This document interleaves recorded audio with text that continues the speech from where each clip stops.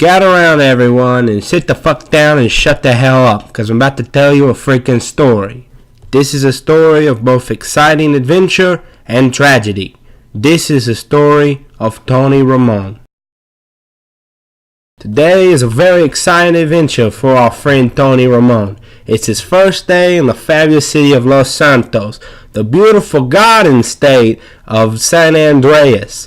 Point is, Tony just found himself with a little bit low on cash, even though he just won a race against his friend Lamar, who he has known forever. Trust me, he's known him. Point is, Lamar has hooked him and two associates up with a little job, and that's they're gonna go to make a little bit of money, or as the locals say, cash, to sell some merchandise, or as the locals again say, drugs, to get a little bit of money, you understand.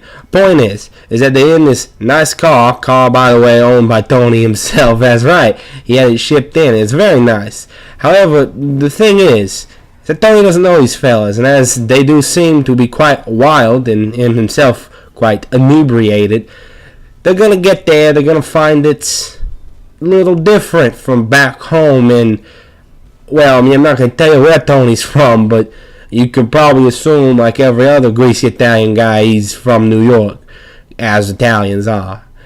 And they arrive just in time to get the drugs. Steps out with his fine hat, his suit, his pistol ready, and then not his pistol ready, and things take a quick turn for the worse as he busts a cap in some guy, and another guy, and another guy, and even one more guy he busts the cap in. Oh, and another guy. Tony quickly realizes that he has a knack for shooting people and killing them unmercifully. And then they realize that the man who had the drugs took away with the drugs and the money. Point is, runs that there is no way to a fence, which is weird because in New York you can just run through fences. But now in Los Santos you have to go around them. And they find a car, not Tony's car. They find even smaller, crappier car that looks very similar, but still it's crappier because it's not Tony's. Turning the radio off, his friend gets in the side seat, and as Tony drives up and decides to kick Tony out of the vehicle and leave him and get the drugs for themselves, and then feel immediately bad about it, gets out, goes in the passenger seat. Everyone decides to play a game of Chinese fire drill, even though there is no signal light. And again, had a change of heart and kicks Tony out of the ride. And then once again, decides, gonna let Tony in. And Tony says, forget about it. You drive, I'll just hold the gun. And so they do. And they line out after the gunman, driving by every light, every sign, and not even reading any of the billboards, which is quite appreciated, everyone in the car, actually. Even though Tony does personally love it when they are called out. But that's a little different. They don't do that here in Los Santos as they do in New York. They have been driving for what seems like hours, and at this point, Mr. Ramone gets tired and decides to then tell every passerby how much he feels about them by giving them the number one finger, which of course in Italy and in New York means I hate you.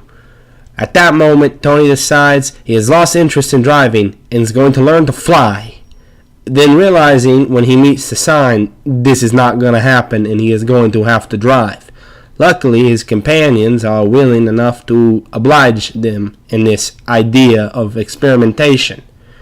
And again, Tony reminds the ground how much he does not like him by once again flipping him the bird. Many passerbys are reminded how much Tony is a very friendly man, and he won't take no for an answer, even though at this particular moment that doesn't apply to much of anything. Now, on a lone stretch of road, believing they have lost the drug dealers, they feel they may never get them back, but they do. They do. They freaking do, I'm telling you. Just keep watching. They're gonna do it. Here, any minute now, it's gonna happen. Here we go. Driving along. Oh, this is exciting. This is exciting. This is that. This is very exciting. Here we go. Tony again, showing them just what they think about him. Flipping them off. That's what he does. That's how you do it in New York. And the guy in the back, I believe his name's Ronald, decided, hey, I'm going to shoot that guy and then run him off the road. And they did that. And it was good. They passed a new attraction, the Purple Dinosaur Buffet. All you can eat hot dogs, any length, as long as it's less than a foot, and it costs more than $20. Finally, they run into the drug dealers and begin the most exciting chase ever seen on basic cable. Even though this is the internet and not television, unless you have a nice fangled TV. Finally, running the man off the road, Tony gets out and says, I got the drugs, steals the vehicle, and is ready to get away.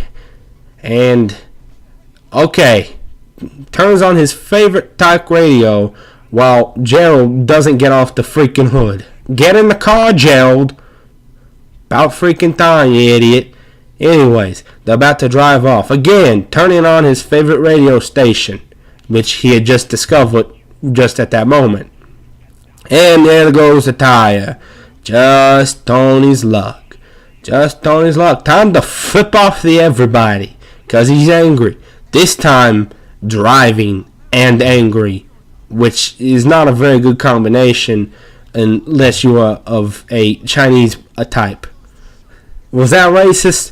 I don't really care. Point is, there's no such thing as racism where I'm from. Again, New York, no such thing. Everyone's just as angry as everybody. Or is that Boston? Or it doesn't matter. Anyway, stereotype about some city where people talk like this, sort of. After many long hours of driving, they finally return to the city and go to the drop-off point. Gerald's house. Tony, ready to get it over with. Soon, we'll speak to Lamar. Hey, G, come out here, man. My folks here. What's up, dog? How you doing?